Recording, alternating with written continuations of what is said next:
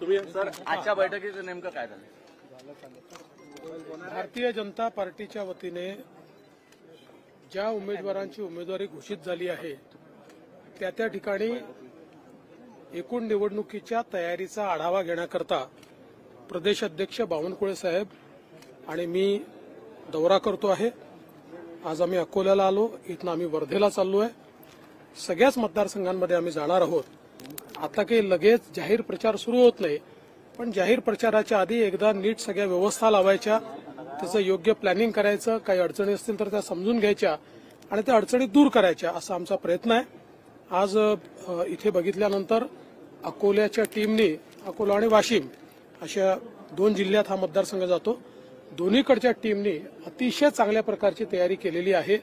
बूथपर्यंत सगळी रचना लावलेली आहे आणि जो काही आमचा प्रयत्न आहे की पक्षाने ही निवडणूक बूथमध्ये लढली पाहिजे, त्या दृष्टीने सगळं प्लॅनिंग आम्ही केलेलं आहे। मला विश्वास आहे की अतिशय चांगला निर्णय या ठिकाणी येईल। बुलढाण्याच्या सभेत संजय राऊतांनी मोदीजींची तुलना जी आहे ती औरंगजेबाची केली आहे बोलताना। संजय राऊत कोण आहेत? तुम्ही संजय राऊत सारख्या माणसाबद्दल मला तुम्ही प्रतिक्रिया विचारता? माझी तर काही प्रतिमा ठेवा। सर, पाटलांची नाराजी दूर झाली आहे खासदार नवनीत राणांच्या उमेदवारीवर भाजपमध्ये त्या प्रवेश भेट घेतली। असं आहे की अमरावतीची जी जागा आहे ही भारतीय जनता पक्ष लढेल। जो उमेदवार असेल तो भारतीय जनता पक्षाच्या चिन्हावर लढेल। नवनीत राणा तिथल्या सिटिंग खासदार आहेत। नवनीत राणा पूर्ण 5 वर्ष भारतीय जनता पक्षासोबत राहिले आहेत। त्यांनी 5ही वर्ष लोकसभेमध्ये अतिशय ताकदीने भाजपची आणि मोदीजींची बाजू मांडलेली आहे।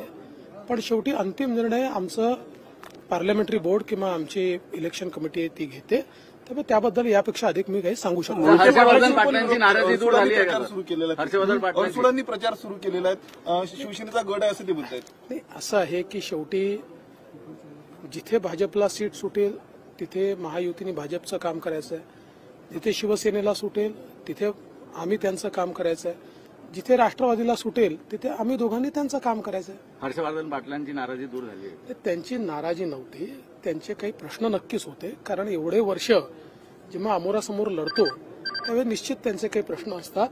ते प्रश्न सोडवण्याचं मी पूर्ण आश्वासन दिलं आहे। त्यातल्या काही अडचणी आम्ही सोडवलेल्याही आहेत। मला पूर्ण विश्वास आहे, कारण हर्षवर्धन पाटील जेव्हापासनं भारतीय जनता पक्षामध्ये आले आहेत त्यांनी सातत्याने भारतीय जनता पक्ष मोठा करण्याचा प्रयत्न केलेला आहे। पक्षाच्या प्रति समर्पित भावनेने ते त्या ठिकाणी काम करतात आणि त्यांच्यासारखं नेतृत्व हे मोठं झालं पाहिजे ही भारतीय जनता पक्षाची जबाबदारी आहे।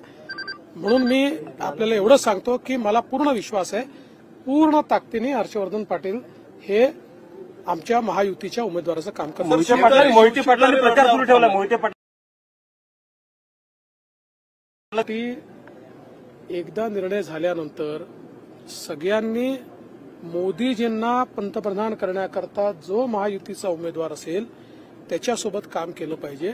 त्यामुळे कुठे काही राजी नाराजी असेल, बावनकुळे साहेब बोलतायत, मी बोलतोय, आमचे अन्य नेते देखील त्या ठिकाणी बोलतायत, परवा गिरीश महाजन देखील जाऊन आले। आमचा प्रयत्न आहे की सगळ्यांना एकत्रित ठेवलं पाहिजे। देवेंद्रजी, आपला एक मोठा अनुभव आहे, आपल्याला काय वाटतं वंचितची? सांगू शकत नाही, ते लोक सांगू शकतात। माझा अनुभव काय म्हणतो?